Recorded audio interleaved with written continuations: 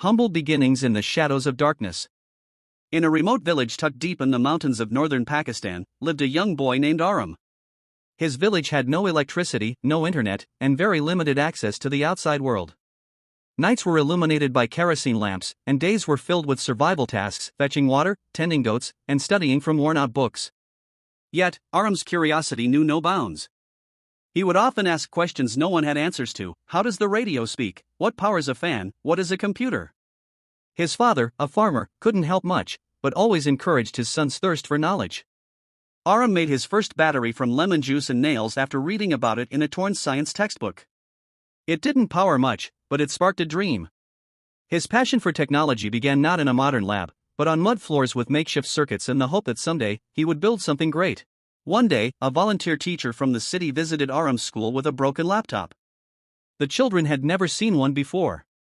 Aram stared at the lifeless screen as if it were a window into another universe. The teacher allowed him to open it up and see the parts inside. That night, Aram sketched what he saw and labeled every part from memory. With no electricity to test anything, he began building a wooden model of the laptop using scrap plastic and cardboard. He asked visiting relatives to bring him any damaged electronics from the city. Slowly, he assembled a collection of spare parts: old wires, broken circuit boards, dead batteries. Every part was a lesson. Every failure was fuel. His tiny hut became a tech laboratory, lit by oil lamps and his growing obsession with understanding machines. His world remained dark, but inside his mind, a revolution had begun. Aram was 14 when he finally saw a working computer at the district library during a school field trip. It was like seeing magic in real life. He only had 30 minutes, but it was enough. He searched how computers work and read rapidly, absorbing every line. He discovered programming.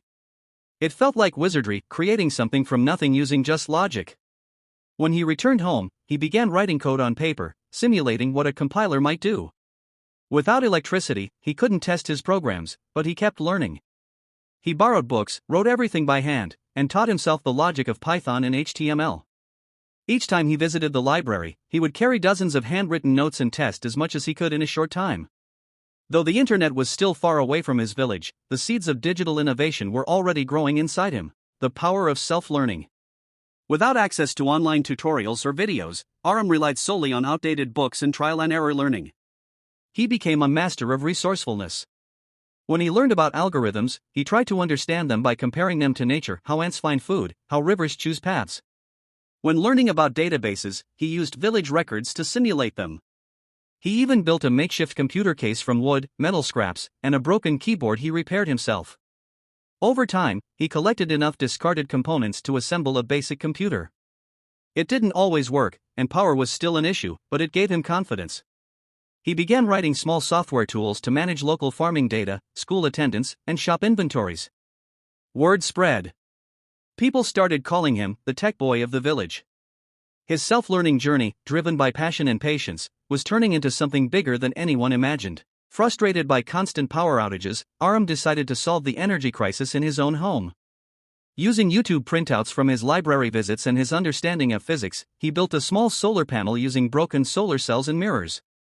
It could barely charge a phone or light a bulb, but it was his breakthrough. He then constructed a larger system that powered his homemade computer and a single bulb. Now, he could code at night, work longer hours, and even teach others. Local students started visiting his house to learn basic computer skills. He became a community teacher, offering free lessons in the evenings. He began dreaming not just of escaping the darkness, but of lifting his entire village out of it. His first goal: build a free computer learning center powered by solar energy. What started as a personal struggle had become a mission to empower others. Aram's life changed when a journalist covering rural education visited his school. Hearing about the boy who built his own computer, the journalist interviewed him and published an article online. The story went viral. NGOs, universities, and tech forums began contacting Aram. A tech university in Islamabad offered him a full scholarship. It was his first time leaving the village, his first time seeing a city lit with endless lights, high-speed internet, and fully equipped labs. But he never forgot his roots. While studying computer engineering, he continued to work on solutions for rural communities: low-cost solar kits, offline learning modules, and smart irrigation tools. He began speaking at seminars, inspiring other students from humble backgrounds. He was no longer just a village boy. He was now a symbol of resilience, proof that even without electricity or internet, innovation could thrive through determination and self-belief.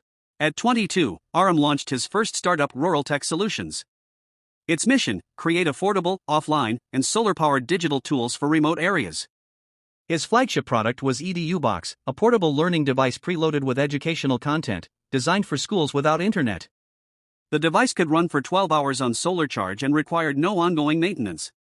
Orders poured in from across the country, and soon, from other nations facing similar challenges. Aram expanded operations, hired engineers and educators, and reinvested profits into building tech labs in rural schools. His company's motto: technology should reach the forgotten. Investors were amazed at how a boy from a powerless village had now built a company empowering thousands. He didn't build fancy apps for cities, he built lifelines for the overlooked. His business wasn't just profitable, it was purposeful. His startup became a global example of how innovation rooted in compassion can change lives. In 2023, Aram was invited to speak at the United Nations on technology and inclusion. He walked onto the global stage in traditional attire, holding his solar-powered EduBox. His speech echoed in hearts worldwide: "I had no light, but I had a dream." And sometimes, a dream is all the spark you need. Media outlets called him the tech pioneer from the shadows. Tech giants like Google and Microsoft offered him partnerships. He chose to stay independent, focusing on impact over income. Awards followed: Forbes 30 Under 30, MIT Innovators Award, and even an honorary doctorate. But he remained grounded, always saying, "I'm just a student of the world." He used his fame to campaign for digital equality, urging governments to invest in rural infrastructure. His presence reminded the world that innovation doesn't need luxury. Just purpose, persistence, and the courage to dream when everything seems impossible. Despite global success, Aram returned to his village every few months. He built the region's first tech training institute, complete with solar panels, internet access, and free computer education. Children who once herded goats now built websites and learned robotics. He also launched Code Without Borders, a mentorship program connecting rural youth to tech mentors globally. His parents, once worried about his obsession with scrap wires, now proudly hosted journalists, students, and entrepreneurs who came to see where it all began. Aram's story wasn't just his own, it had become the story of an entire region rising from darkness.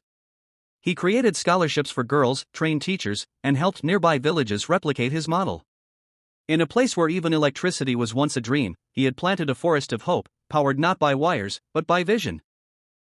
His roots were poor, but now they fed an entire ecosystem of progress.